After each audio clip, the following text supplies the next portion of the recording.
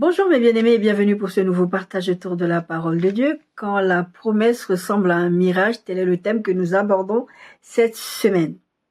Nous allons parler de promesses et on va voir la définition de ce que c'est qu'un mirage. Je pense que pour ceux qui savent ce que c'est, vous avez une idée à peu près de ce dont je suis en train de parler. Dieu vient vous parler dans un rêve, à une personne. Vous savez, des fois, il y a des gens qui sont dans les églises ou même dans la rue. On vient de prophétiser. Le Seigneur me dit de te dire ça. Ou même des fois, la personne ne sait même pas qu'elle est en train de prophétiser parce que je vous ai dit la dernière fois que Dieu pouvait parler à travers n'importe qui. Donc, des fois, j'ai même dit un fou. Quelqu'un peut venir vous parler dans la rue et prophétiser de la part de Dieu. D'accord? Et dire des paroles qui viennent du trône de Dieu. Et vous, quand vous avez le Saint-Esprit en vous, comme vous avez le Saint-Esprit en vous, vous détectez que c'est Dieu qui est en train de parler. En tout cas, Dieu vient vous parler d'une façon ou d'une autre. Il vient vous dire quelque chose, il vient vous donner une promesse. Et là, vous vous sentez rassuré, vous êtes galvanisé, vous reprenez du courage. Peut-être qu'à ce moment-là, vous passiez par des moments un peu compliqués, que vous avez l'impression que Dieu vous avait oublié. En tout cas, moi, ça a été mon cas. J'étais là avant de venir en Bretagne. Le Seigneur était en train de me faire des promesses, même encore ici, il y a des promesses qui sont faites. Et il y a des moments comme ça, vous passez par des trous, vous passez par des découragements. Et puis d'un coup, le Seigneur vient vous promettre quelque chose. Le Seigneur vient vous parler de travail. Le Seigneur vient vous parler d'enfants. Le Seigneur vient vous parler de business. Le Seigneur vient vous parler de mariage. Le Seigneur vient vous parler de tout un tas de choses et d'une façon ou d'une autre. Et là, comme je disais, vous reprenez des forces, vous devenez courageux, vous êtes rassuré. Enfin, Dieu est là. Enfin, il vient s'occuper de mes besoins. Enfin, il vient s'occuper de moi. Ah, je pensais qu'il m'avait oublié. Au final, il m'a pas oublié. Et vous êtes content. Mais après la promesse, le temps passe. Le temps passe. Et là, vous vous dites, est-ce que c'était vraiment Dieu? Vous vous sentez découragé, vous avez du doute. Et même des fois, c'est même très peu de temps après la promesse. Ça arrive, moi perso, ça m'est déjà arrivé de me poser la question, comme je vous disais la dernière fois, est-ce que c'était pas un rêve de la chair ou c'était quoi? Est-ce que c'était moi, ou alors on va se moquer de vous. Vous allez dire Dieu a parlé, et on va se moquer de vous, on va vous persécuter, on va vous jeter en prison, comme ça a été le cas de Joseph, on verra le cas de Joseph. Vous allez vivre déboire sur déboire, galère sur galère, vous êtes là. Est-ce que c'était Dieu? Les médecins vont vous dire c'est fini, vous ne pouvez pas faire d'enfant. Moi, les médecins m'ont dit peut-être c'est symbolique. En tout cas, on vous dit c'est fini, vous êtes malade, vous avez un cancer. Le Seigneur vient vous dire vous allez vivre. Et toutes ces promesses que Dieu vous fait, vient vous trouver dans un moment, quand le temps va passer, vous allez oublier. Je ne sais pas si vous oubliez, non, c'est pas vous oubliez la promesse, en fait, c'est pas, je sais pas. Je sais, vous n'oubliez pas la promesse, mais vous vous demandez est-ce que c'était Dieu qui était derrière ça? Est-ce que c'était pas les désirs de ton cœur? Est-ce que Dieu avait vraiment parlé? Vous vous souvenez, le serpent dans le jardin, Dieu a-t-il réellement dit? Là, vous commencez à être bombardé de pensées. Est-ce que c'était pas les désirs de mon cœur? Est-ce que c'était pas des fantasmes? Est-ce que c'était pas dans ma tête? Vous savez, quand vous allez voir le médecin et quelque chose qui tourne pas rond, moi, j'ai passé des années d'errance médicale comme ça. Ah non, mais c'est dans votre tête. Comme vous avez déjà eu de la dépression, donc la dépression provoque un peu ce genre de choses, c'est dans votre tête. Jusqu'à ce que quelqu'un finisse par s'arrêter et de dire c'est peut-être quelque chose derrière ça. Donc on cherche, on a trouvé, d'accord? En tout cas, dans votre situation où Dieu vous a promis, le temps est passé et vous avez commencé à vous décourager, alors que quand vous avez reçu la parole, vous étiez galvanisé, vous vous sentiez fort, vous vous sentiez vraiment encouragé, vous aviez repris de force, et là vous commencez à vous poser des questions, vous commencez à douter. Est-ce que c'est pas le diable qui est venu m'embrouiller en me donnant cette parole? Est-ce que c'est pas, comme j'ai dit, c'est pas mon fantasme? Est-ce que j'ai pas vécu un rêve éveillé? Est-ce que c'était pas un mirage? Vous savez ce que c'est qu'un mirage? On en donnera la définition. Et le pire dans tout ça, c'est, j'ai constaté souvent quand vous recevez des promesses de Dieu sur le comportement des autres chrétiens.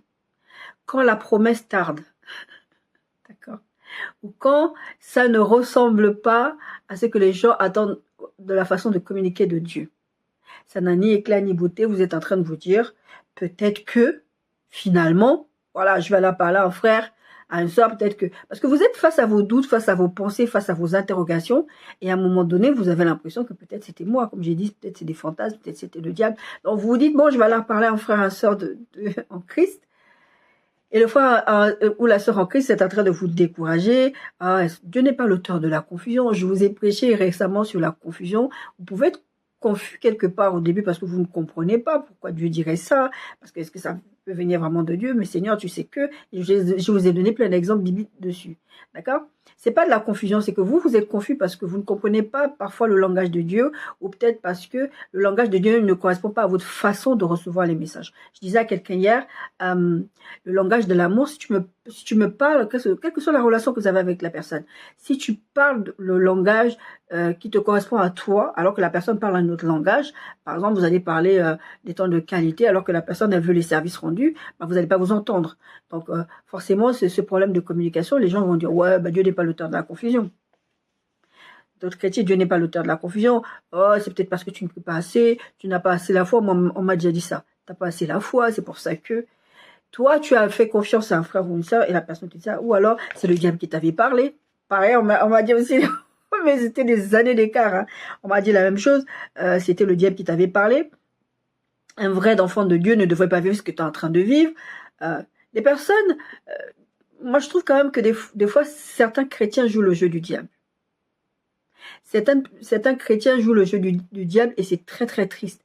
C'est comme les amis de Job. Les amis de Job, moi je vous ai toujours dit ici que les amis de Job, ils voulaient faire du bien à Job. À la base, ce qu'ils faisaient là, ils voulaient faire comprendre à Job, ça partait d'une bonne intention en fait. De dire, Job, écoute, repens-toi quelque part. Parce que Dieu ne peut pas te punir comme ça pour rien. Et eux, ils ne savaient pas que c'était pas Dieu. Dieu n'avait pas puni Job. Pour eux, c'était les méthodes de Dieu. Donc, forcément, ce que tu es en train de vivre, ça vient de Dieu. Et donc, certains chrétiens vont vous mettre dans cet état et ça vous culpabilise et vous commencez à vous demander, est-ce que vraiment c'était Dieu qui avait parlé? Alors que dès le début que la parole vous avait été donnée, vous saviez que c'était Dieu. Bon, moi, dans mon cas, quand même, il y a des paroles quand je reçois de Dieu comme ça, je sais que c'est de Dieu. Tu peux venir me dire tout ce que tu veux me dire, t'es confus, c'est du diable. Je vous dis, ça m'est arrivé. Donc, j'ai dit à la personne, bah non. Et du coup, ça décourage. J'étais la femme d'un pasteur et d'autres sœurs d'autres responsables de l'église. Et du coup, c'est, bah, qu'est-ce que tu veux alors? Mais vraiment, sec comme ça. Qu'est-ce que tu veux alors? Tu veux nous dire tes trucs, on te donne la solution. Quelque part, je ne vais pas prendre la solution. C'est qu'on vient vous dire ces choses-là, alors que la parole que vous avez été annoncée, vous saviez que c'était de Dieu. Et moi, je vous dis, je sais que c'est Dieu. Et du coup, bah, tu veux quoi de nous? Bah, je ne sais pas, prie pour moi. Et c'est ce que j'ai dit à ces personnes. Juste prier pour moi. Je pense que ces personnes ne sont pas allées prier parce qu'elles étaient convaincues, comme les amis de Job, qu'elles étaient en train de faire quelque chose de bien. Elles voulaient me ramener à la raison. N'avaient pas dans cette direction, etc. Et là maintenant, du coup, Dieu vous avait parlé, vous étiez sûr que c'était Dieu. Maintenant, là, vous êtes confus. Est-ce que c'est Dieu qui vous a mis de la confusion? Non, ce sont les circonstances, ce sont les autres quand ils vous ont dit « Ah, ça ressemble pas à Dieu. Ah, ça, c'est pas Dieu. Dieu parle pas comme ça. » Moi, il y a une chose que je dis très souvent quand j'encourage quelqu'un là-dessus, je dis « Pose-toi bien la question. Quel est l'intérêt du diable de t'encourager à marcher dans les voies de Dieu? Quand tu reçois une parole comme ça de Dieu, ou même tu n'es pas sûr que c'est de Dieu, déjà, la première chose que je dis souvent, c'est va demander à la personne qui t'a envoyé ce rêve, va confirmer avec le Saint-Esprit. Même si je vais interpréter le rêve, je vais toujours dire va confirmer avec le Saint-Esprit. Ensuite, je dis quel est l'intérêt du diable, puisque tu penses que c'est le diable. Quel est l'intérêt qu'a le diable de te faire du bien? Quel est l'intérêt qu'a le diable de te pousser dans les bras de Jésus? Quel est l'intérêt qu'a le diable de te faire obéir à Dieu? Non, donc, il y a des paroles comme ça, quand vous voyez la conclusion, vous dites, non, ça ne peut pas venir de Dieu, ça ne peut pas venir du diable, parce que le diable ne ferait pas des choses. Il va toujours tordre tout ce qui est de Dieu. Donc, ça ne peut pas venir du diable. Et autre chose, vous êtes déçus. Je vous ai prêché ici sur quand tu es déçu de Dieu. Vous êtes déçu. C'est pas gentil de venir me donner de l'espoir, Seigneur. Moi, je suis sûre que plusieurs d'entre vous prient comme ça. Moi, ça m'arrive de parler comme ça à Dieu. Ça ne servait à rien de venir me dire ça si ça n'allait pas se passer comme ça. Je vous en ai parlé un peu par rapport à l'impudicité et au mariage. Ça n'a rien, Seigneur. Il n'y a pas à me parler. En tout cas, cette parole, vous l'avez reçue, que ce soit en public ou en privé, vous l'avez reçue. Et maintenant, vous êtes déçus, vous êtes tristes, vous êtes confus parce que la parole, le temps est en train de passer, la parole ne se réalise pas. On est en train de vous persécuter, on est en train de vous faire du mal, on est en train de se moquer de vous. Et la parole ne se réalise pas. Moi, ce que j'aime avec le Seigneur, c'est que des fois, quand je me retrouve dans des situations où je suis en train de douter de ce qu'il dit, je commence à me plaindre. J'ai dit, Seigneur, voilà, tatati, tatata, tu as vu, regarde, on se moque de moi. Allez, dors. Seigneur me faire dormir. Je ne sais pas si vous avez vécu cette expérience. Je sais que dans la Bible, Élie a vécu ça. Va dormir, mange, prends des forces, dors. Zacharie, le Seigneur l'a carrément rendu muet parce que tu parles, tu vas trop parler. C'est toi qui es venu prier ici pour demander un enfant, on t'a donné l'enfant, et tu commences à dire, mais comment ça se ferait-il? Mais t'as prié, on s'en fout, comment se ferait-il? À la limite, Marie, c'était, je vous ai parlé, Marie ou Zacharie, je vous ai prêché là-dessus, Marie, Zacharie. À la limite, Marie, elle n'a rien demandé, on est venu lui annoncer qu'elle allait avoir un enfant. Bon, ok, comment se ferait-il qu'elle se pose la question? C'est normal, parce qu'elle n'a jamais connu d'homme. Même si elle est fiancée avec Joseph, elle n'a jamais connu d'homme. Donc, voilà, c'est comme ça. Mais là, Zacharie, tu as une femme. Tu pries pour avoir un enfant. Vous faites tout pour avoir un enfant, normalement. C'est pas juste tu pries, vous pratiquez pour avoir un enfant. Et maintenant, tu dis, comment se fera-t-il? Allez, zip, on lui a fermé la bouche. D'accord? Donc, vous vous retrouvez dans ces situations-là. Il y a une chose que je tiens à dire. Les promesses de Dieu ne sont jamais liées à notre comportement. Quand Dieu vient nous parler, sa promesse ne dépend pas de notre comportement. Il ne vient pas dire comme toi, tu t'es bien comporté, c'est un bon point, c'est bon pour toi. Il ne fait pas ça, Dieu, d'accord? C'est pas comme à l'école, on te donne une gommette parce que tu as bien travaillé. C'est pas comme ça. Par contre, ce que je dois dire aussi par rapport à ça, c'est que votre comportement peut retarder la réalisation et l'exaucement de votre prière, la réalisation de votre prière. Donc, c'est important de savoir que ça peut influer. Mais par contre, la réalisation, l'exaucement, c'est Dieu qui est venu vous faire une promesse. Dieu ne vous fait pas des promesses en l'air, d'accord? À partir du moment où il vient vous promettre quelque chose, il va faire ce qu'il a dit qu'il allait faire, d'accord? Maintenant, ne venez pas bouger les curseurs pour retarder votre exaucement. Ou même le diable peut venir essayer de retarder l'exaucement, ça n'empêche pas que Dieu a donné une parole, et cette parole, elle sera accomplie. Donc, sachez que votre promesse n'est pas liée à votre comportement. Sachez aussi que votre promesse, quand Dieu vient vous faire une promesse, c'est une faveur imméritée. Dieu a décidé de vous favoriser, Dieu a décidé de vous bénir, Dieu a décidé de vous faire du bien. Et ça, c'est pas vous qui avez mérité. Ézéchias viendra dire à Dieu, oui, parce que Dieu va envoyer Isaïe aller lui dire que tu vas mourir. Il va les prier, il va dire à cause du service que j'ai fait pour toi, pour tout ce que j'ai fait pour toi. Dieu va lui dire, je le fais pas parce que tu as fait quelque chose pour moi. Je vais te donner plus de temps parce que je l'ai décidé. C'est pas toi qui as fait quelque chose. Parce que beaucoup de chrétiens, vous demandez des choses à Dieu et vous croyez que quand Dieu vient vous promettre, quand Dieu vous dit qu'il va vous donner quelque chose, c'est lié à vous. C'est lié au fait que, j'ai servi à l'église, je me suis bien comporté, j'ai pas été dans l'impudicité. Ça n'a rien à voir. Un parent aimera toujours son enfant, quoi qu'il arrive. Ce matin, j'ai eu un moment comme ça où j'ai fait une pause. Et j'ai regardé une histoire criminelle et il y avait un monsieur, son gamin avait commis des crimes atroces. Ça restait son gamin. Ça restait son enfant, il avait du mal à croire. Et il était là, il disait, bon, on l'a jugé, on a vu les preuves, mais bon, voilà. C'est compliqué pour un parent de rejeter son enfant. Un parent qui rejette facilement son enfant est souvent considéré comme un mauvais parent. Il y a plusieurs années, j'ai revu cette émission, je crois l'année dernière, où il y avait une dame, en fait, qui avait 2 fils. C'était des jumeaux. Et il y en a un qu'elle a poussé à commettre un crime. Je crois que c'était tuer son mari. D'accord? Elle a monté la tête d'un de ses fils. Je sais plus si c'était... Oui, je crois que c'était des jumeaux. Elle a monté Et après, quand elle s'est fait attraper, quand il y a eu le procès, elle a mis son fils sous le bus. C'est-à-dire qu'elle a dit, oui, c'est lui, moi, il n'aimait pas mon mari. Ouais. Et les gens étaient outrés parce que, en tant que mère, tu devrais défendre ton enfant. En tant que parent, tu dois défendre ton enfant. Donc, ça ne viendrait pas à l'idée d'un parent normalement de se comporter comme ça. Alors, dites-vous que si, en tant qu'être humain normalement constitué, j'ai dit bien parce que je vous donne l'exemple de la dame, vous ne feriez pas ça à votre enfant. À plus forte raison, Dieu.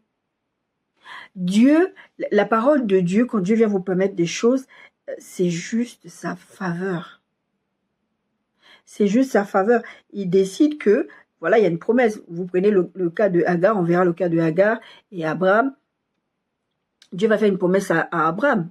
Abraham va aller avec Hagar, il va prendre Hagar pour épouse, il va avoir un enfant avec elle. La promesse de Dieu ne va pas changer la situation parce que Dieu est venu promettre. Abraham n'avait rien demandé, Dieu est venu promettre. Je parle de ces cas-là. Je parle vraiment de ces cas où ou c'est Dieu lui-même qui est venu vous parler. Je ne parle pas de ces cas où, comme Zacharie, il a prié, après Dieu a exaucé sa prière, et après Dieu va lui fermer la bouche.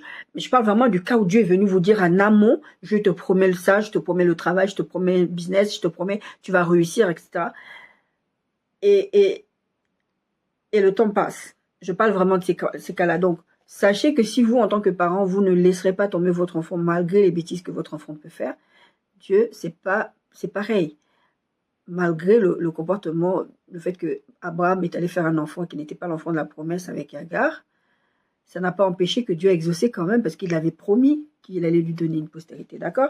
Donc ça, c'est important de mettre ça dans votre tête, que votre comportement ne change pas le fait que Dieu vous a fait une promesse. Par contre, votre comportement peut influer sur le temps, sur le temps d'exaucement. Parce que, voilà, moi, le Seigneur m'avait dit une fois, tu as lié mes mains. Moi, je voulais que tu te maries à telle période, mais parce que tu continues à pratiquer la publicité, ben voilà, tu te maries pas, c'est tout. Notre texte des bases, c'est Jérémie 29, 11. Car je connais les projets que j'ai formés sur vous, dit l'Éternel, projets de paix et non de malheur, afin de vous donner un avenir et de l'espérance. Moi, je connais les projets que j'ai formés. Dans ma tête, ce que je veux faire pour vous, c'est vous faire du bien, pour que vous ayez un avenir et de l'espérance. Je les connais, je veux te faire du bien. J'ai des projets de paix et non de malheur. Le Seigneur ne veut pas que nous soyons malheureux. C'est ce que je viens de vous dire à l'instant. Le Seigneur ne veut pas que nous soyons malheureux.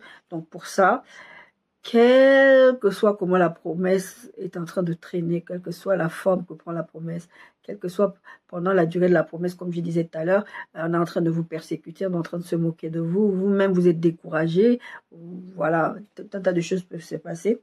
Sachez que Dieu, lui, connaît les projets qu'il a formés pour vous. Ésaïe 46, 9, 10 dit, car je suis Dieu, il n'y a point d'autre, je suis Dieu et nul n'est semblable à moi.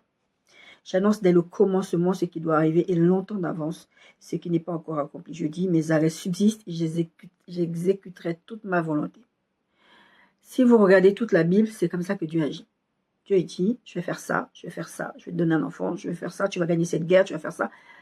Et tout ce que Dieu dit, ça se réalise toujours. Je l'ai expérimenté dans ma propre vie, que ce soit dans ma propre vie, dans les gens pour lesquels le Seigneur m'a demandé de prophétiser. Bon, il y a des choses qui ne sont pas reproduites parce que c'est des choses du futur. En tout cas, la parole de Dieu dit que je dis longtemps en avance. Bon, il y a les longtemps en avance, comme par exemple pour le mariage, c'est un peu compliqué pour moi, pas parce que je ne crois pas en ce que Dieu a dit, c'est parce que la réalisation est très difficile. En tout cas, donc, c'est important de comprendre que Dieu, il dit, Dieu, il fait. Ésaïe 55, versets 8 à 12, car mes pensées ne sont pas vos pensées et vos voix ne sont pas mes voix, dit l'Éternel. Autant les cieux sont élevés au-dessus de la terre, autant mes voix sont élevées au-dessus de vos voix, et mes pensées au-dessus de vos pensées, comme la pluie et la neige descendent des cieux. Ils n'y retournent pas sans avoir arrosé, fécondé la terre et fait germer les plantes, sans avoir donné de la semence au semeur et du pain à celui qui manque. Ainsi est-il de ma parole qui sort de ma bouche, elle ne retourne point à moi sans effet, sans avoir exécuté ma volonté et accompli mes desseins. Et la suite du verset 10, souvent on s'arrête à là, mais la suite du verset 12 dit, oui, vous sortirez avec joie et vous serez conduits en paix. Les montagnes et les collines éclateront d'allégresse devant vous et tous les arbres de la campagne battront des mains. Pourquoi? Parce que Dieu fera en sorte que sa parole s'accomplisse, pour que vous soyez dans la joie. C'est ce que Jésus dirait d'ailleurs. Priez, en fait, Jésus veut exaucer vos prières pour que votre joie soit parfaite. Le but de Dieu, ce n'est pas de se dire, je suis Dieu, je fais ce que je veux, puis coup-ci, coup-ça, coup oui, peut-être ben oui, peut-être ben non. Non, c'est pas comme ça que Dieu fonctionne. D'accord? Et c'est pour ça que nous croyons en ce Dieu-là. D'accord? C'est pour ça que nous lui faisons confiance. C'est pour ça que nous marchons avec lui, sinon ça ne sert à rien. Alors, comme je vous ai dit, le titre de notre message, c'est quand la promesse ressemble à un mirage. Qu'est-ce que c'est qu'un mirage? Le mirage, en fait, c'est une illusion d'optique. Il faut des conditions particulières, de la chaleur, des rayons lumineux, dans l'atmosphère, enfin plein de choses qui vont faire que vous allez percevoir des choses qui n'existent pas. En numéro, ça c'est la première définition. La deuxième définition, c'est une apparence séduisante et trompeuse. Ça donne l'impression que c'est ça, mais en fait c'est pas ça. Quand tu te rapproches, c'est pas ça. J'avais fait un rêve une fois où le Seigneur est en train de me montrer quelque chose, les intimidations du diable, parce que je me faisais beaucoup intimider par le diable. Enfin, le diable essayait de m'intimider, plutôt on va dire ça comme ça. Et dans mon rêve, je voyais un espèce de monstre en train de me poursuivre, en train de me courir après. Et j'essayais de lui échapper. Il était vraiment effrayant, vraiment affreux, multicolore. Il me courait derrière et je courais. J'essayais de lui échapper parce que pour moi, j'étais pas équipée pour combattre cette chose. Je courais. Et à un moment dans le rêve, je me stoppe. J'ai dit, de toutes les façons, depuis tout à l'heure, il est en train de me courir derrière. Quels que soient les chemins que je suis en train de prendre, il prend les mêmes chemins. Quelles que soient les tactiques que j'utilise pour essayer de lui échapper, je n'arrive pas à lui échapper. Donc, il faut que je trouve une solution pour que ça s'arrête. Et la seule solution que j'ai trouvée dans mon rêve, c'est de me stopper. Je me suis dit, je vais me stopper, je vais le combattre. Je vais le combattre. Et je me stoppe, je fais face à cette espèce de bestiole. J'ai décidé de l'attendre, je vais combattre cette bestiole. C'était une attaque spirituelle.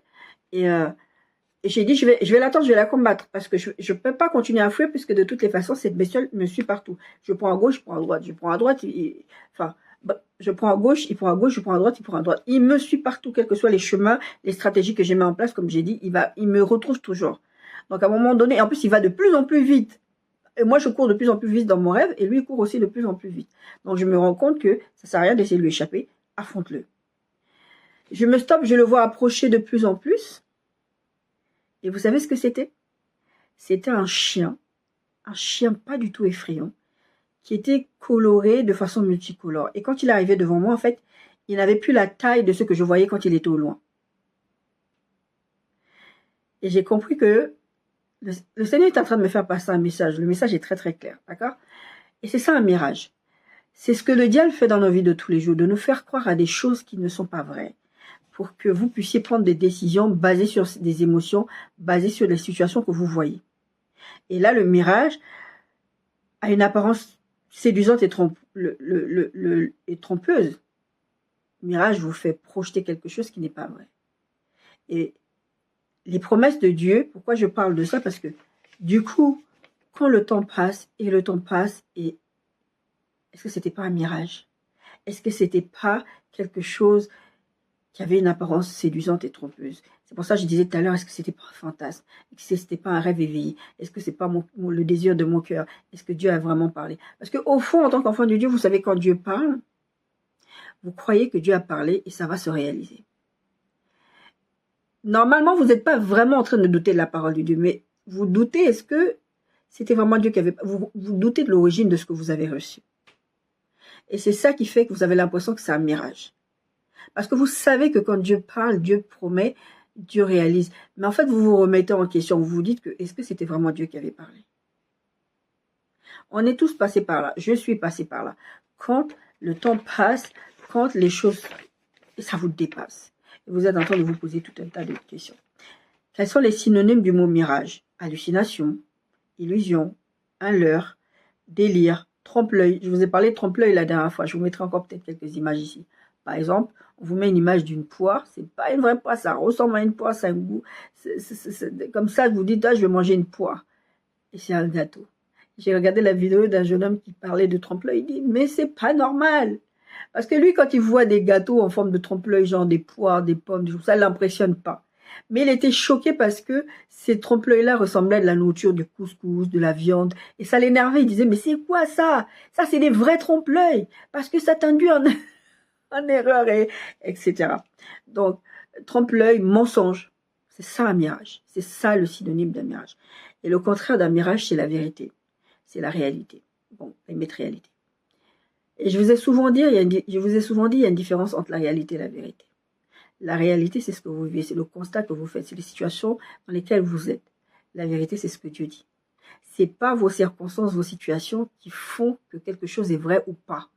Ce qui est vrai ou pas, c'est ce que Dieu dit. Jésus a dit, je suis la vérité. La vérité est en train de te dire, je te promets ça, je te promets ça, je vais te donner. Crois ce que la vérité dit. Ne crois pas ce que la réalité dit. Parce que la réalité souvent amène des mirages, justement. Et vous êtes en train de vous dire, oh, je me suis fait des films, c'était dans ma tête, c'est compliqué. Enfin, toutes les histoires que vous imaginez.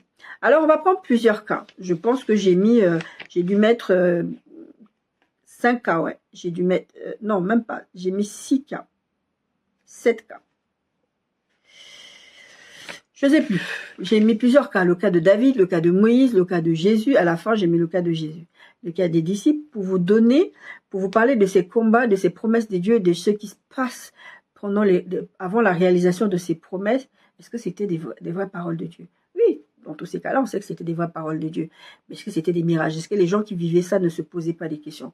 Est-ce que les gens qui vivaient ça n'ont pas pris des mauvaises décisions? Est-ce que les gens qui ont vécu ces situations-là ont attendu patiemment que la parole de Dieu se réalise? Pas forcément, on va voir. Grand 1, le cas d'Abraham. Le cas d'Abraham, Genèse 12, 1, 7, Dieu va dire à Abraham, quitte ta patrie, quitte ta nation, pars, et puis je t'emmènerai, il va lui dire, je te bénirai, je ferai de toi une grande nation, je rendrai ton nom grand, et tu seras une source de bénédiction, je bénirai ceux qui te béniraient, je bénirai ceux qui te maudiraient, etc. Dieu va lui promettre ça, d'accord? Abraham va tout quitter. La Bible dit que quand Abraham va obéir à Dieu, il a 75 ans. Bon, il est déjà assez âgé, d'accord?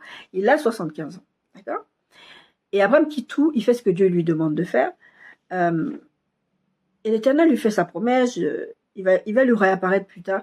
Et c'est ce que j'aime avec le Seigneur, c'est que tout au long du parcours d'Abraham, avant qu'il n'ait Isaac, le Seigneur va venir le rassurer. Il va venir le rassurer sur la promesse qu'il lui avait faite. Et moi, le Seigneur me parlait par rapport à ça, par rapport à toutes les promesses qu'il me disait. À chaque fois, il me disait, c'est comme Abraham. C'est comme Abraham. Il prenait souvent l'exemple d'Abraham pour me rassurer, pour me parler justement de mariage et d'enfants, d'accord?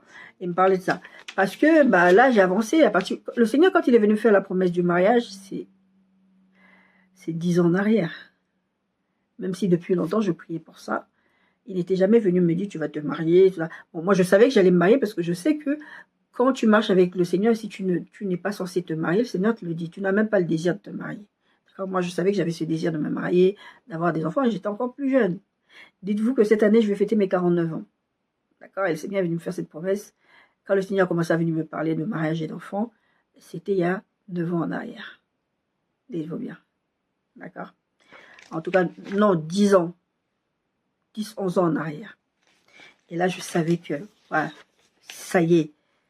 Il est dans le business, il est dans mon business, comme je vous disais tout à l'heure, quand j'étais en train de vous faire l'introduction. Ça y est, il vient s'occuper de mes besoins. Enfin, Dieu est venu. Il n'avait pas oublié. Il est venu me parler de ces choses-là. D'accord? Et donc, Dieu va faire cette promesse à Abraham, Genèse 13. Il va revenir quand Lot et Abraham, il va y avoir cette histoire, ils vont se séparer. Et là, il va venir préciser des choses qu'il n'avait pas dit avant. Parce que Abraham, il prend Lot. Mais qui t'a dit de prendre Lot? On t'a dit de tout quitter. Tu prends juste ta femme. Prends ta femme, était bien et pars. Toi, tu prends Lot. Personne t'a dit de prendre Lot. Bon, Lot, tant mieux pour lui. Il a quitté, il a vu du pays. D'accord? Et il va revenir, le Seigneur encore lui promettre, il va lui dire, regarde le ciel, tu auras autant d'enfants. Tout ça, vraiment, je ne vais pas tout lire parce que normalement, vous connaissez l'histoire. Et puis, je vais vous mettre les références pour que vous puissiez aller lire. Quand je prends le temps de m'amuser à vous mettre des références, ce n'est pas pour faire joli. C'est pour que vous preniez le temps d'aller lire ce que je vous ai mis. Pas juste vous baser, parce que je peux vous dire des bêtises. Moi, je peux vous dire, j'ai déjà écouté des messages sur les réseaux sociaux. Et quand la personne me donne le message, c'est déjà arrivé que j'aille vérifier parce que j'aime bien quand on me donne un verset, je vais aller vérifier le verset. Systématiquement, quasiment.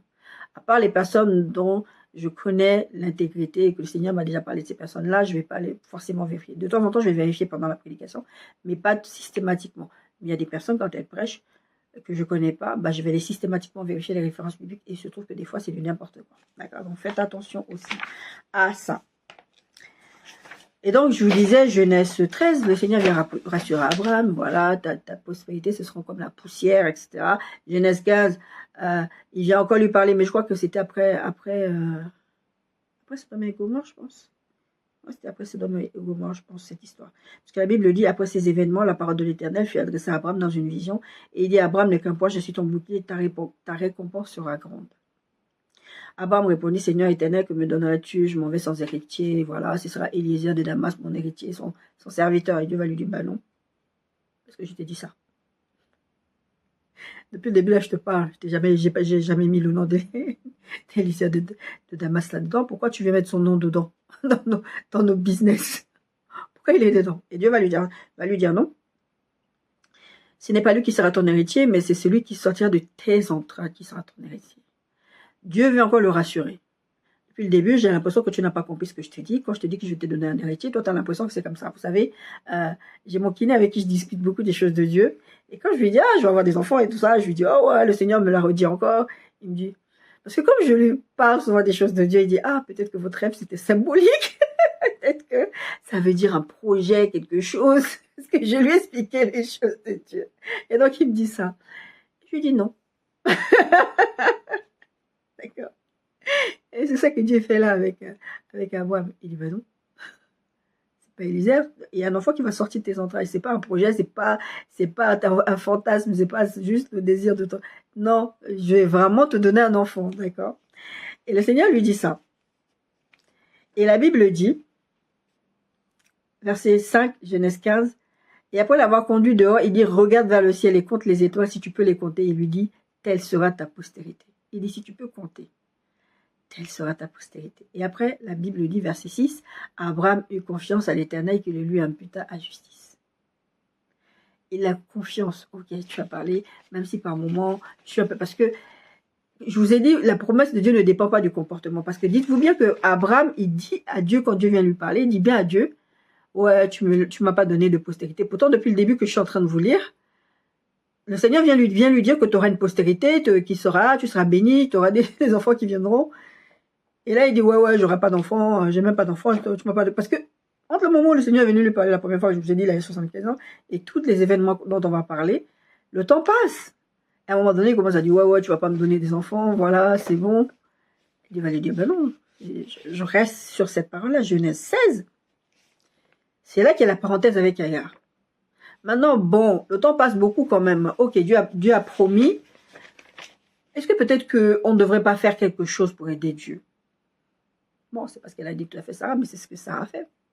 Il lui donne Agar lui fait un enfant. Et la Bible dit que Sarah va venir dire à Abraham, puisque Dieu m'a rendu stérile. Tout à l'heure, quand je relisais ce passage, je me suis dit, à quel moment Dieu dit à Sarah que je te rendrai stérile? Parce qu'au début, quand je lisais ce texte, je me disais, ah, peut-être que Dieu avait rendu stérile Sarah pour une raison que j'ignorais et que voilà, c'est pour ça qu'elle disait ça. Mais je me dis, mais à quel moment la Bible dit que Dieu avait rendu Sarah stérile? Sarah est convaincue que puisqu'elle est stérile, c'est que c'est Dieu. Tout comme les amis de Job étaient convaincus que ce que Job vivait, c'était Dieu parce que c'était les méthodes de Dieu. Sarah, elle est convaincue que c'est Dieu qui l'a rendue stérile. Bon, après, j'ai envie de te dire, si c'est vraiment Dieu qui l'a rendue stérile, Dieu aussi peut la rendre non stérile.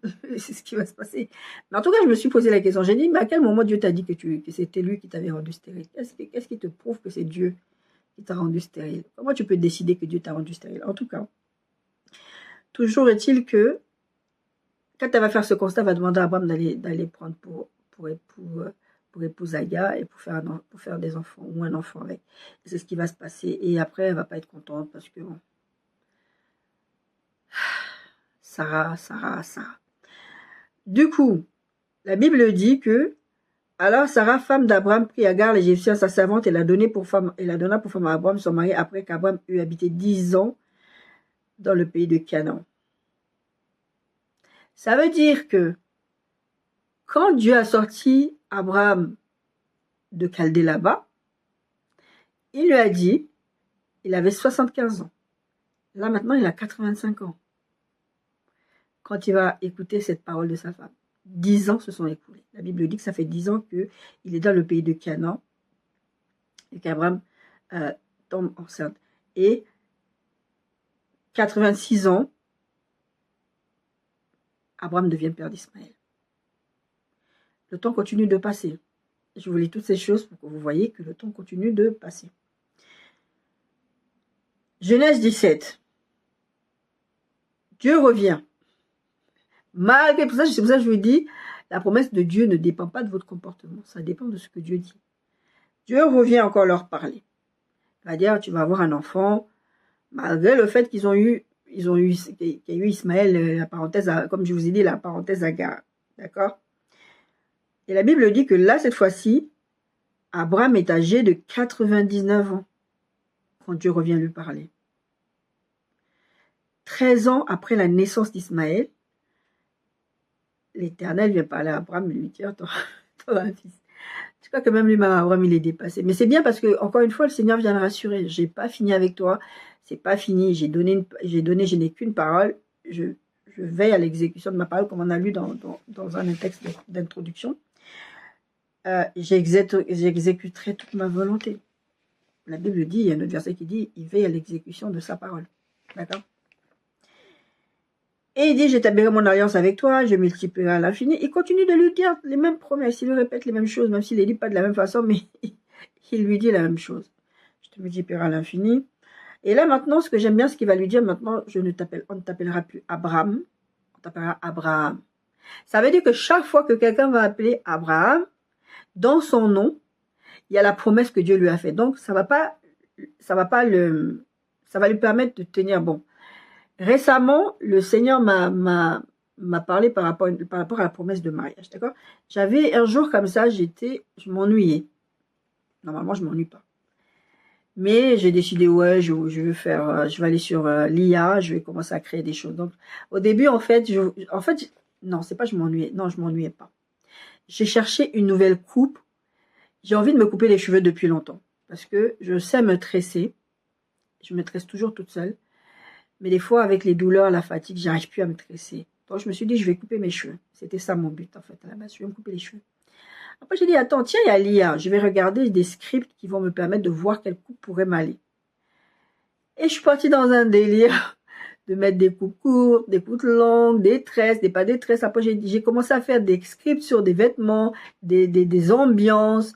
J'allais sur TikTok prendre des scripts en anglais pour recréer.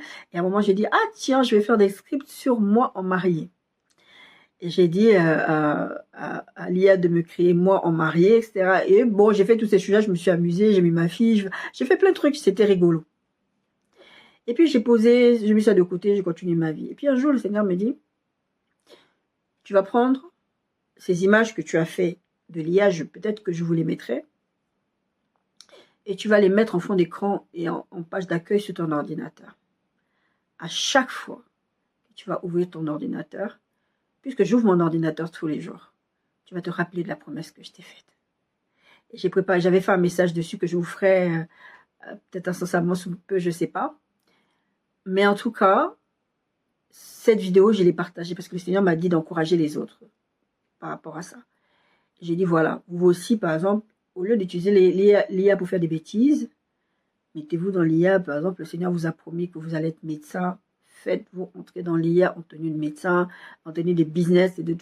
On est bombardé d'IA. L'autre jour, je regardais une histoire qui ressemblait à la mienne d'histoire par rapport au mariage, mais c'était tout animé par IA. J'ai trouvé ça extraordinaire. Bon, les gens utilisent l'IA pour faire des bêtises, mais nous, les enfants de Dieu, utilisons l'IA pour faire des bonnes choses, comme ça. D'accord?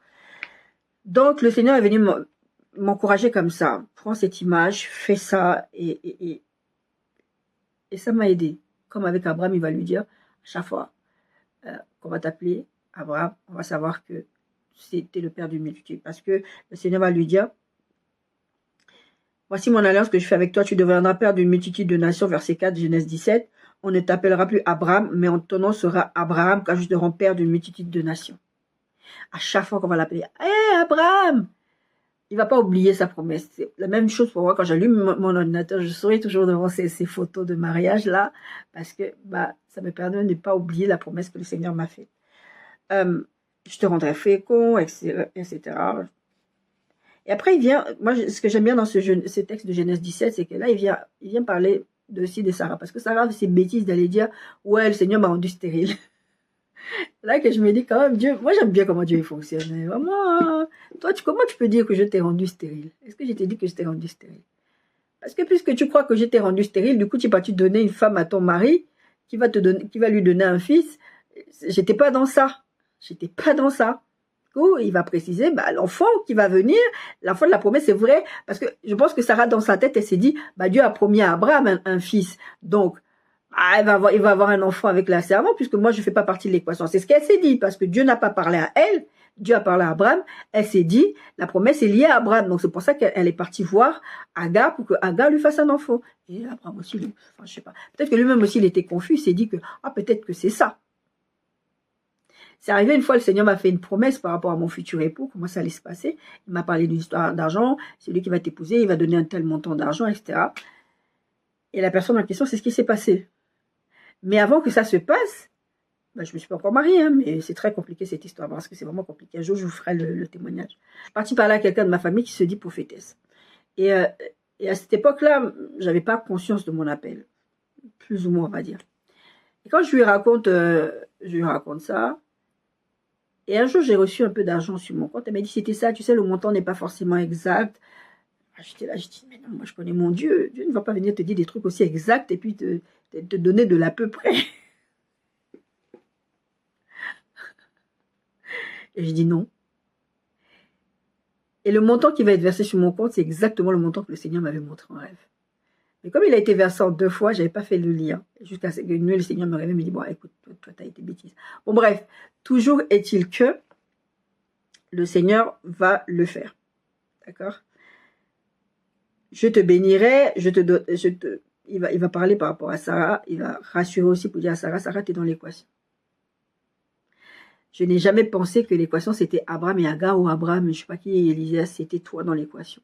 Parce qu'apparemment, tu es convaincu dans ta tête que tu n'étais pas dans l'équation, c'est pour ça que tu vas faire des bêtises comme ça. Et après, le pire, c'est qu'après, elle en veut à cette femme-là, elle en veut à cet enfant-là qui sont venus là, et c'est sa faute en fait. C'est elle qui prend des décisions comme ça parce qu'elle est convaincue que c'est ça la volonté de Dieu. Mais ça n'a jamais été la volonté de Dieu, d'accord? Abraham va se poser la question, il va rigoler. La Bible dit, verset 17, Genèse 17, Abraham tomba sur la face, il rit, et dit en son cœur, naîtra-t-il un fils à un homme de 100 ans, et Sarah, âgée de 90 ans, enfantera-t-elle? Bah, Seigneur, le temps est passé. Tu m'as dit ça il y a... Parce que dites-vous que Genèse 17, la naissance de Ismaël, ça se passe 13 ans après, donc là on est à 24 ans depuis la promesse. Depuis le moment où le Seigneur a dit à Abraham, quitte ta patrie, quitte ta famille, quitte tout ça, et va là où je t'enverrai. 24 ans se sont écoulés. C'est assez 24 ans là que le Seigneur vient lui dire, c'est avec Sarah que tu vas avoir cet enfant. Et c'est avec Sarah que tu vas avoir l'enfant de la promesse. Et donc là, il s'est dit, bah, le temps est passé. Comment ça sera possible encore? Je sais plus, je crois que c'était Élisabeth. Je crois que c'était Élisabeth qui dira, mais est-ce que je vais encore même avoir du désir pour mon mari? Parce qu'ils ont eu leur enfant, ils ont eu Jean-Baptiste dans la vieillesse. Quand le Seigneur est venu faire la promesse, mais est-ce que je pourrais encore? Et Abraham, là, depuis le début, on a bien lu le texte de Genèse 15, verset 6, qui dit, Abraham eut confiance à l'Éternel qui le lui imputa à justice. Pourtant, le même Abraham, Genèse 16, il va aller faire l'enfant avec Agar. D'accord? Et là, maintenant, il s'est dit, le temps est passé, est-ce que je peux encore faire ta promesse là? C'est grave, hein, les choses que tu viens me promettre. Et le temps est en train de passer, est-ce que je pourrais encore faire? Toujours dans Genèse 17, et Abraham dit à Dieu, oh, qu'Ismaël vive devant ta face. Il met l'enfant qu'il a eu avec la servante, il s'est résigné. Il dit à Dieu, voilà, c'est ça. En fait, il n'attend plus rien d'autre de Dieu. Et pourtant, la Bible le dit, le verset qu'on vient de lire, Dieu lui imputa justice parce qu'il avait confiance à Dieu. Maintenant, Dieu vient lui dire, c'est avec ça que tu vas avoir un enfant. Il dit, oh, qu'Ismaël vive. Il est résigné, il s'est dit, non, mais maintenant c'est trop tard. Vous voyez le verset que je viens de vous lire. Il est résigné, il se dit, c'est comme ça, ce ne sera pas autrement, il n'y aura pas autre chose. Et puis Dieu vient lui dire, certainement Sarah, ta femme, t'enfantera un fils et tu l'appelleras du nom de Isaac, verset 19. J'établirai mon alliance avec lui comme une alliance perpétuelle pour sa postérité après lui. Verset 21, j'établirai mon alliance avec Isaac que Sarah t'enfantera à cette époque-ci de l'année prochaine. Il a fini avec Lot. Ouais, c'est pas Lot mon héritier. Il a fini avec Eliezer de Damas. Non, c'est pas. Oh, il a fait avec Agar Ismaël. Et il vient présenter l'offrande d'Ismaël devant Dieu. Il dit, oui, bah, c'est lui mon héritier. Parce que c'est son fils, la vérité. Dieu lui dit, bah non. Je te dis, c'est avec Sarah que tu vas avoir un enfant. Genèse 21, c'est la naissance d'Isaac. La Bible dit, verset 1, l'Éternel se souvient de ce qu'il avait dit à Sarah et l'Éternel accomplit pour Sarah ce qu'il avait promis. Sarah devint enceinte et elle enfanta un fils à Abraham dans sa vieillesse au temps fixé. C'est ça qu'il faut retenir aussi, au temps fixé. Dieu a un temps pour l'exaucement de vos prières ou pour l'exaucement de sa parole, de ce qu'il a promis. On va voir ça dans plusieurs textes. Dieu a un temps d'exaucement, d'accord? Et ce temps d'exaucement ne dépend pas de vous, normalement. Comme j'ai dit, il y a des choses qui peuvent être retardées, comme la Bible le dit, c'est la promesse à temps-là, qui peuvent être retardées par rapport à vous, à vos péchés. Mais ça n'empêche pas que Dieu vous a promis quelque chose, ça va se réaliser, d'accord? Mais, en tout cas, Dieu va lui dire, il va avoir leur enfant. Et la Bible le dit, Abraham va être âgé de 100 ans à la naissance d'Isaac. 25 ans après. 25 ans après que Dieu lui a dit de sortir, qu'il allait lui donner un héritage. C'était le temps fixé dont Dieu lui avait parlé, la Bible dit. Sarah devint enceinte et elle enfanta un fils à Abraham dans sa vieillesse au temps fixé dont Dieu lui avait parlé. L'année d'avant, Dieu est venu lui dire l'année prochaine, à la même période, tu vas avoir cet enfant-là. Dieu avait fixé ces temps. Mais tous les autres temps, Dieu avait déjà fixé ce temps, mais il ne leur avait pas dit le temps. Donc c'est pour ça qu'ils ont fait toutes les bêtises qu'ils ont faites. Mais Dieu avait déjà fixé ce temps. Mais Dieu est venu leur préciser le temps. D'accord? Le cas de Joseph. On a vu grand 1 le cas d'Abraham et là grand 2 le cas de Joseph. Le cas de Joseph, on le voit dans Genèse 37. Joseph va venir raconter ses rêves à ses frères qui sont jaloux de lui, qui vont dire ouais, bah lui, il énerve parce que le gars il vient raconter un rêve de écoutez, j'ai fait un songe, il y avait des gerbes qui étaient liées et au milieu des champs et voici ma gerbe se leva et se tint debout et vos gerbes l'entouraient et se prosternèrent devant elle. Les frères vont s'énerver. Est-ce que tu régneras sur nous? Est-ce que tu nous gouverneras? Et le haïr davantage à cause des songes et à cause de ses paroles. Je vous ai dit en introduction qu'il y a des gens qui vont se moquer de vous, on va vous jeter en prison, on va vous persécuter à cause de la parole que Dieu a mise dans votre cœur. Et parce que vous dites des choses, moi j'ai dit des choses, on m'a dit mais non, ça ne vient pas de Dieu, c'est le diable qui t'a parlé. Il va venir encore leur raconter un rêve, le soleil, la lune et 11 étoiles se prosternaient devant moi, etc. Et là, le père va lui dire, tu veux dire que toi, nous, ta mère et moi, et tes frères, on va venir se prosterner devant toi. Ses frères avaient de la vie contre lui, ça c'est encore. Mais son père gardait le souvenir de ces choses. Et après, ses frères vont comploter contre lui, ils vont résoudre dans le cœur de le faire mourir. Et ce qui va se passer, c'est qu'ils vont pas, finalement, ils vont réfléchir, ils vont se dire, allez, vendons-le, comme ça au moins on va gagner de l'argent sur lui. De toute façon, quand il va aller là-bas en Égypte, ils ne vont pas lui faire du bien, on va le maltraiter, il va finir par mourir. Donc qu'est-ce qu'ils vont faire? Ils vont prendre la tunique que son père lui avait préparée, sa tunique, son manteau, son truc multicolore, son plus grand bien. Ils vont tremper ça dans du sang d'animal, ils vont ramener au père. Ouais, il y a une bête sauvage qui l'a mangé. Mais entre-temps, ils l'ont vendu. Et une fois qu'il a été vendu, les gens qui vont les Madianites, c'est les Madianites qui vont l'acheter. Et qui vont, je crois qu'il y a eu 2 transactions. Il y a une première transaction où les frères l'ont vendu à... En tout cas, ils l'ont vendu une première fois et les gens qui l'ont acheté vont le vendre aux Madianites, qui vont le vendre à Potiphar, enfin un truc comme ça. En tout cas, il va être vendu, il va être passé de main à main parce que il est jeune, il est fort, on va s'occuper de lui. Les Madianites le vendirent en Égypte à Potiphar, officier du pharaon, chef des gardes.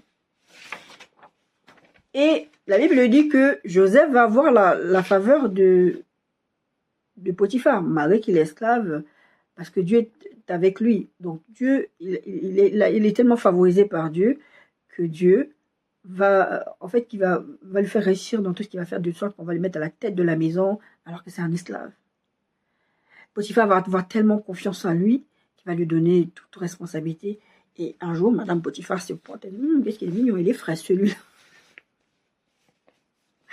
Il est mignon, j'ai envie de coucher avec toi. Elle va lui dire, couche avec moi comme ça, directement. Couche avec moi.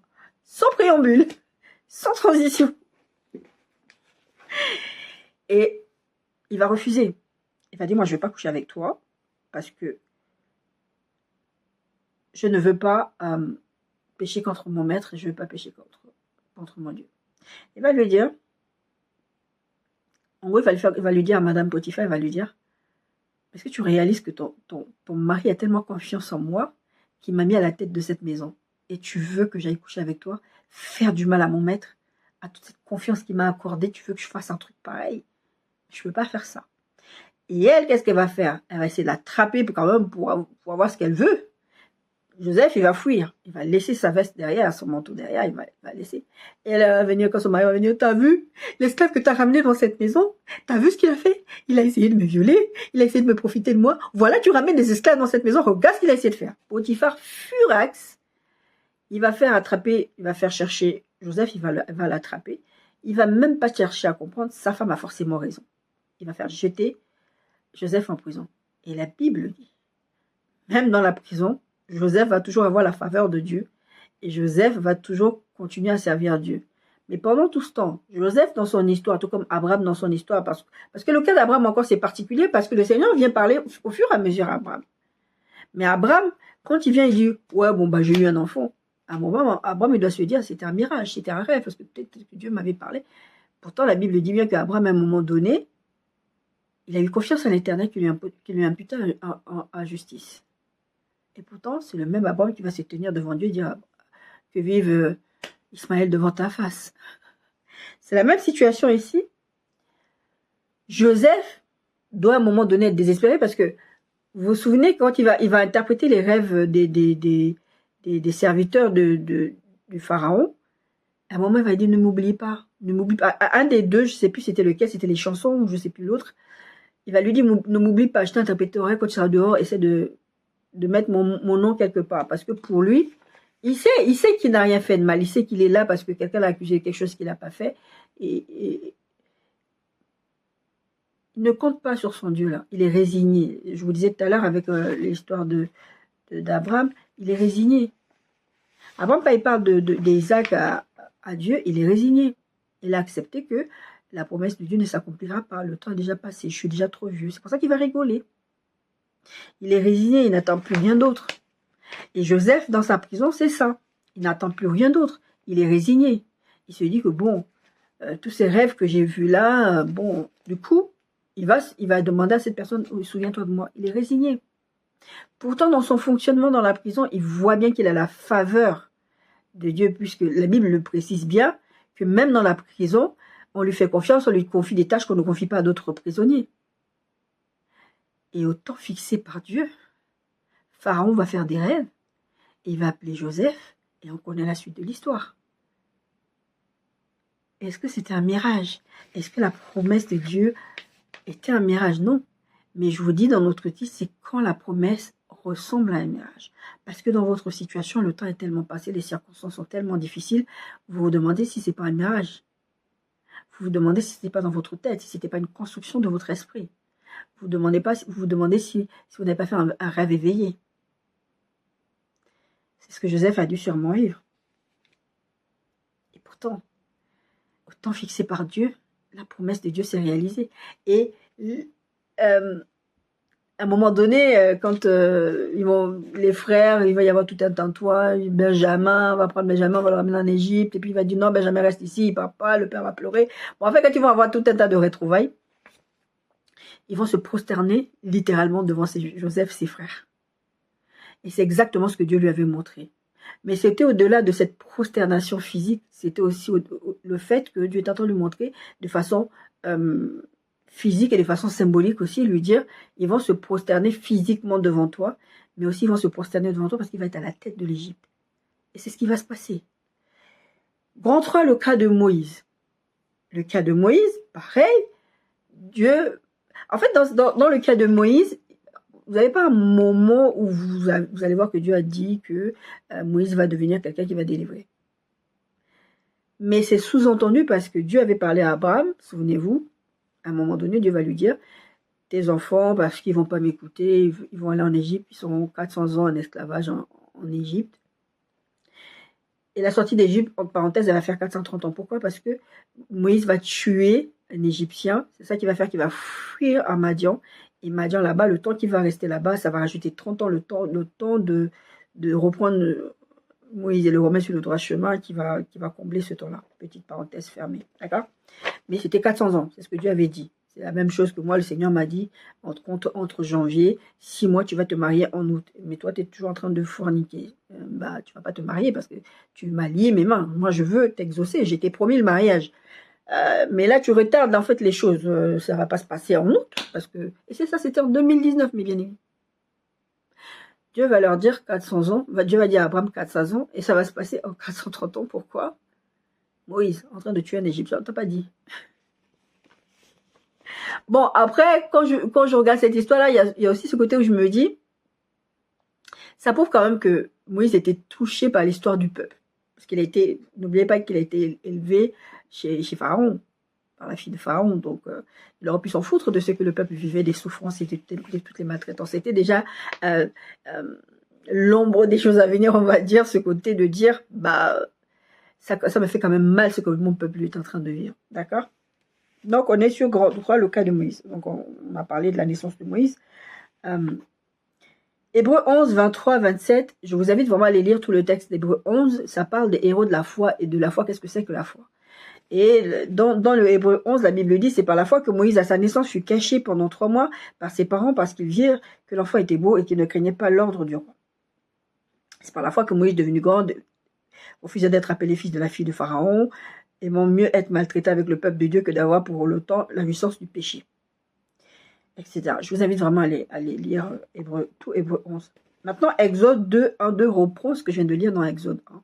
On parle du fait que y a un homme de la maison de Lévi qui prend pour une femme une fille de Lévi, et ces deux-là vont avoir un enfant qui est Moïse, et ils vont voir que l'enfant est beau, ils vont le cacher parce que c'est une période, vous savez, où le roi il a décidé on va tuer tous les enfants.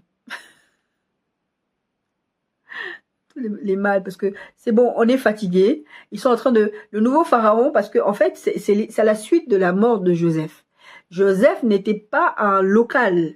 Joseph était un esclave. Il se retrouve à la tête de l'Égypte. Et donc, le nouveau roi qui arrive après la mort de Joseph, la Bible dit, les générations après, Joseph il meurt. Enfin, les générations après, il y a un mélange de genres. Et ce roi-là va dire non. On s'est retrouvé avec un qui n'était pas de chez nous, à la tête de l'Égypte. On va empêcher tous les mâles. En fait, quand un mâle de la tribu des Hébreux va naître, vous les tuez. Comme ça, on n'aura pas encore ce risque qu'un Égyptien monte sur le trône. Ils sont encore à la tête de l'Égypte. Et c'est ce qui se passe. Donc, il faut tuer tous les ils disent aux sages-femmes, ils disent, bon, quand vous faites accoucher, si c'est une fille qui naît, vous laissez. Mais si c'est un garçon, tuez-le. Et c'est pas ce qui se passe. Ces femmes-là, elles vont protéger les garçons. Parce que Dieu aussi est avec elles. En tout cas, à la suite de ça, les parents de Moïse vont cacher aussi Moïse. Bon, moi, je ne sais pas pourquoi la Bible précise que parce que les parents, vu qu'il était beau, parce que je me dis, alors s'il avait été moche, je vais aller... C'est ce que la Bible écrit. C'est écrit dans la Bible comme ça, que comme ils vont voir qu'il est beau. D'ailleurs, le texte d'Hébreux 11 le dit aussi. C'est par la foi que Moïse, à sa naissance, fut caché pendant 3 mois par ses parents parce qu'ils virent que l'enfant était beau. Exode 2 dit, cette femme devint enceinte et enfanta un fils, elle vit qu'il était beau et elle le cacha pendant 3 mois. Moi, je me dis, bon, s'il n'avait pas été beau, tu n'allais pas le cacher, madame, maman de Moïse. Et donc, Exode 2, ça parle de la naissance de Moïse. Vous savez, on est dans le grand 3, le cas de Moïse. Exode 2 parle de la fuite de Moïse. Donc, cette histoire de Moïse va voir que il va grandir, il va se rendre vers ses frères, c'est-à-dire qu'il va aller dans le camp des Hébreux, comment maltraiter les Hébreux, il va voir ça. Et la Bible dit, il fut témoin de leurs pénibles travaux. Il vit un Égyptien qui frappait un Hébreu, dont de ses frères. Il regarda de côté, l'autre, il regarde, il dit, est-ce qu'il y a quelqu'un qui me voit? Il va le tuer. Sauf qu'on l'a vu. Et on l'a vu. Et le lendemain, il repasse encore vers ses frères. Il va voir deux de ses frères se disputer. Il dit, mais pourquoi vous vous disputez? C'est pas bien. Pourquoi tu frappes ton prochain? Et puis il dit, mais qui t'a mis juge entre nous? Il essaie de dire, mais ne vous battez pas entre vous. Il lui dit, qui t'a mis juge entre nous pour décider pourquoi est-ce qu'on se bat? Vous savez, quelqu'un qui va dire à Dieu, est-ce que je suis le gardien de mon frère? En tout cas, il va dire ça. Et il va rajouter, donc, tu as l'intention de me tuer comme tu as tué l'Égyptien hier? Et Moïse, il réalise que ça c'est, parce qu'il a regardé, il y avait personne, il n'avait vu personne, mais les gens l'ont vu. Et cette nouvelle est arrivée jusqu'aux yeux de Pharaon. Et Pharaon a décidé de le tuer. En tout cas, de le punir. Et je crois qu'à ce moment-là, le Pharaon, c'est le fils. Le fils de Pharaon, parce que Pharaon avait, je crois, le fils, il avait la fille qui a élevé Moïse. Et maintenant, je crois que c'est le fils qui a pris le trône, un truc comme ça. Bon, je ne vais pas dire des bêtises.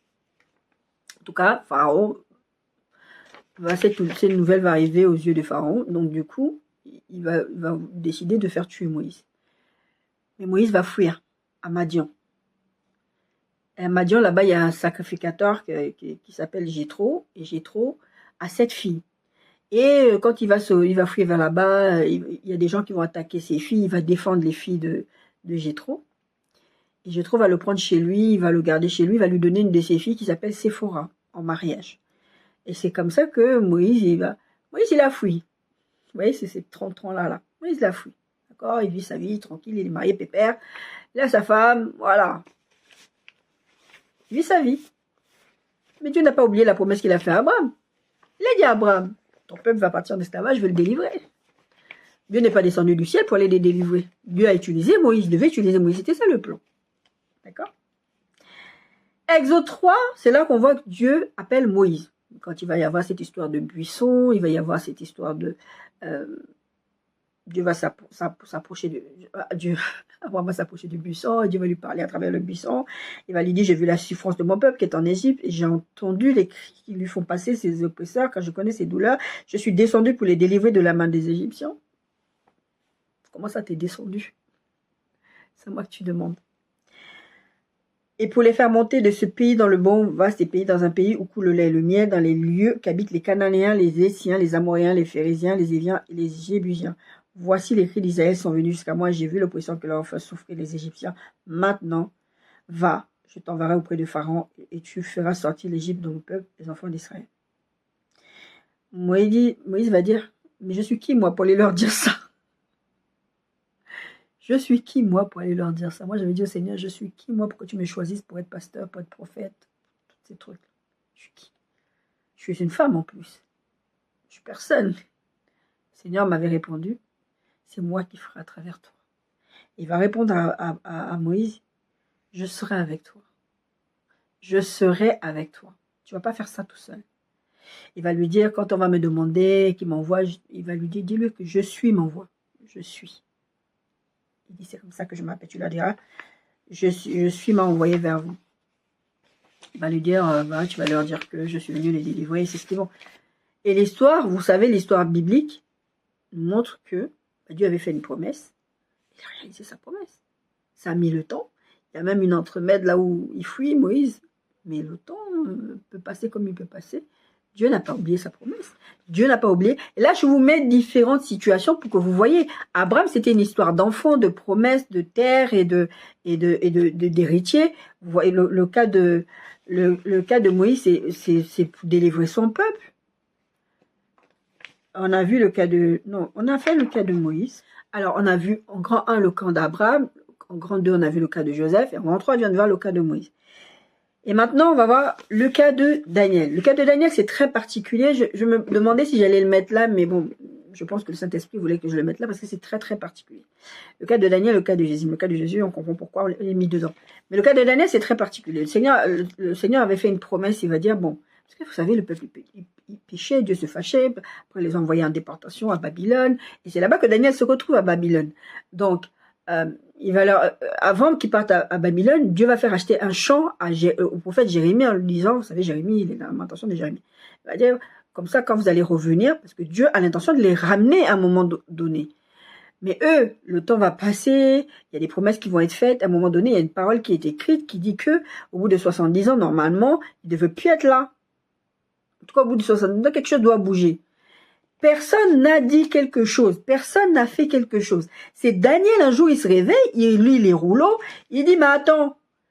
La Bible dit, Daniel 9, verset 2.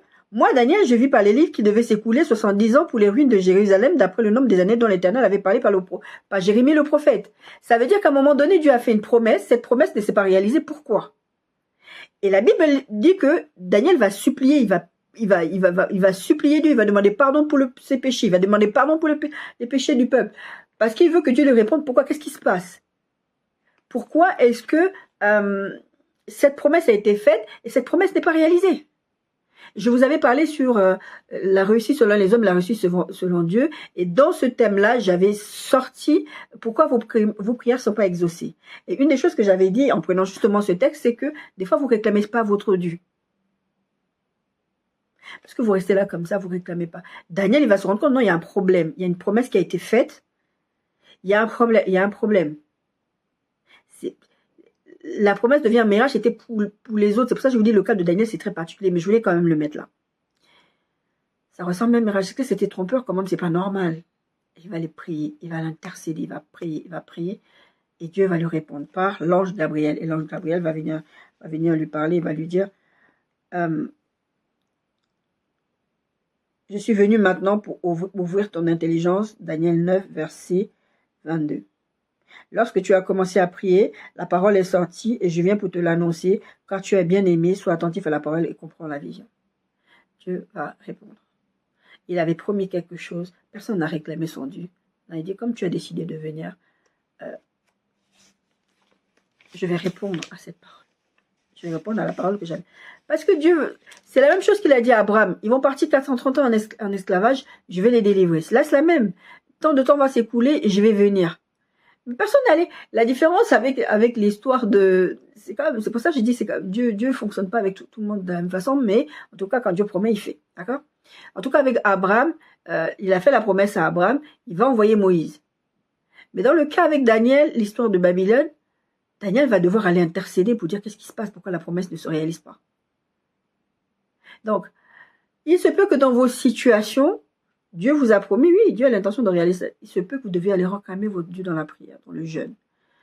Aller face à face, aller dans l'intimité avec le Seigneur pour comprendre pourquoi les choses ne se réalisent pas. Parce qu'il se peut que dans vos situations, il y a quelqu'un qui est en train de travailler dans l'ombre pour empêcher que les choses se fassent. Il se peut que dans vos situations, vous ayez ouvert des portes et que Dieu veut que vous fermez ces portes avant qu'il agisse dans vos vies. Il se peut que dans vos situations, il y a des gens qui bloquent vos dossiers. Vous devez aller dans le sein des saints, vous devez aller dans la présence de Dieu pour aller dire à Dieu, ah, ça c'est pas normal. C'est pour ça que je vous dis, votre comportement ne va pas changer la promesse que Dieu a faite, mais il y a des choses qu'il faut voir. Et là, il fallait aller regarder pourquoi la promesse ne se réalisait pas. Le problème ne vient pas, parce que Dieu n'agit pas de la même façon avec tout le monde, comme je l'ai dit. Le problème ne vient pas le fait que Dieu a fait une promesse et il ne veut pas la réaliser. Le problème est que dans ce cas-là, il fallait aller réclamer son Dieu. Peut-être dans votre cas, il faut aller réclamer votre Dieu. Il y a des situations où il faut juste patienter, au temps fixé, Dieu va faire. Comme avec Abraham et Sarah. Avec Joseph, il fallait des circonstances aussi. Mais dans le cas de Daniel, c'est pour ça que je dis le cas de Daniel, c'est très particulier. Il faut aller réclamer votre Dieu. Il fallait réclamer, Seigneur, tu m'avais promis, voilà pourquoi ça ne se passe pas. Moi, je suis en train de réclamer mon Dieu à Dieu là en ce moment. Je suis en train de dire, attends, tu m'as promis, on ne va pas rester là jusqu'à 60 ans hein, pour vous faire des enfants. J'ai pas envie. Et d'ailleurs, je l'ai dit au Seigneur. J'ai dit, moi, je suis en train de prendre l'âge. Et toi, tu as dit, ici, tu vas plus contester avec les hommes, tu leur donnes 100 ans de vie. Voilà, moi, je ne vais pas faire des gosses, je ne sais pas à quel âge. Donc voilà, je dis ça. D'accord? Il faut aller réclamer votre Dieu des fois. C'est important. Si vous ne faites pas, vous allez vous retrouver dans des situations où vous n'êtes pas exaucé, vous demandez pourquoi je ne suis pas exaucé. Oh, c'est les gens du village. Non, parce que vous n'êtes pas allé réclamer. D'accord? Dans le cas de Daniel, le chapitre 10, Dieu va répondre à la prière de Daniel. Et la Bible dit, verset 12, il me dit, Daniel, ne crains rien, car dès le premier jour, tu as eu à cœur de comprendre et de t'humilier devant ton Dieu. Tes paroles ont été entendues et c'est à cause de tes paroles que je viens. L'exaucement est en cours. Donc, on a vu grand 4, le cas de Daniel. Maintenant, il y a d'autres cas qu'on va voir, le cas de David, le cas des disciples et le cas de Jésus. Je vais m'arrêter là pour aujourd'hui. Mais en tout cas, pour revenir à ce qu'on a dit, mes bien-aimés, le Seigneur vient vous dire des choses et ça vous fait du bien. Ça vous galvanise, ça vous rassure. Vous dites, oh, mon Dieu est avec moi. Et le temps passe, et vous êtes découragé. Vous dites que non, vraiment, Dieu m'a oublié sur cette affaire-là, c'est chaud. Dieu m'a oublié. Mais Dieu ne vous a pas oublié.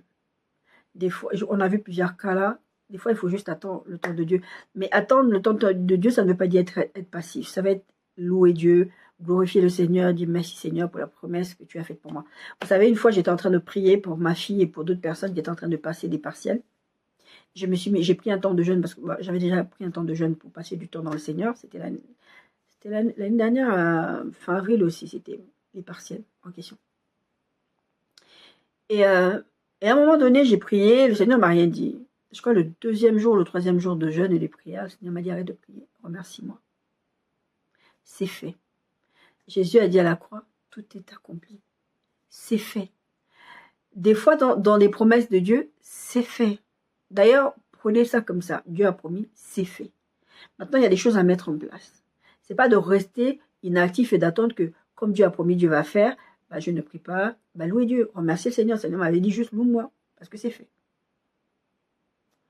Remercie-moi parce que c'est fait. Et c'est ce que vous devez faire, c'est ce que nous devons faire. D'accord? Dans certaines situations. Dans d'autres situations, comme j'ai pris par exemple le cas de Daniel, vous devez aller réclamer votre Dieu. Quand Dieu va leur promettre la terre, le pays où coule le lait et le miel, il y a des gens là-bas. Vous devez aller à la conquête de votre promesse. Ils ne sont pas arrivés, ils ont trouvé une terre, Dieu a dit, c'est le pays où coule le lait et le miel, prenez-le, prenez son possession, voilà, parce que c'est ce que Dieu leur avait promis. Mais il y avait des gens là-bas, il fallait aller conquérir ce pays-là. Si vous restez assis en vous disant, je suis un enfant de Dieu, il n'y a pas de raison que je vive ça. Comme je vous disais tout à l'heure en introduction, je vous disais, il y a d'autres enfants de Dieu qui vont vous dire, ouais, en tant qu'enfant de Dieu, tu ne devrais pas vivre ce genre de choses. C'est pas vrai. Jésus nous a promis des difficultés. Parce que en tant qu'enfant de Dieu, c'est comme ça. Donc, ne restez pas là comme ça, les bras ballants, en vous disant, ouais, mon Dieu a parlé, oh, c'était génial, mon rêve, voilà. Priez, passez du temps devant le Seigneur, cherchez la face de Dieu. S'il faut que vous alliez réclamer vos dieux. Et même si ce n'est pas une question de réclamation de Dieu, même si vous allez quand même réclamer votre Dieu, le Seigneur vous dit, non, je ne t'ai pas oublié. La Bible dit dans le texte qu'on a lu avec Abraham, l'histoire d'Abraham et de Sarah, la Bible dit, Dieu va se souvenir et au temps fixé, il va exaucer sa prière. Il va j'ai oublié le mot en français, il va faire en sorte que sa parole s'accomplisse. C'est pas votre part. C'était pas un mirage, c'était pas une illusion trompeuse. Dieu n'est pas venu jouer de bowling avec vous. Dieu n'est pas venu vous séduire. La séduction, c'est Satan qui fait ça. Dieu ne veut pas vous séduire pour que vous veniez. Vous savez, il y a des pseudo-pasteurs qui, pour vous attirer dans les églises, vont vous dire, ah, venez à Jésus comme ça, nanana, donnez de l'argent. Ils vont vous séduire pour vous attirer. Dieu ne fonctionne pas comme ça. Dieu ne fait pas en sorte de vous attirer. Dieu n'est pas dans la séduction. Dieu vous promet, il fait et il accomplit ses promesses. Soyez bénis.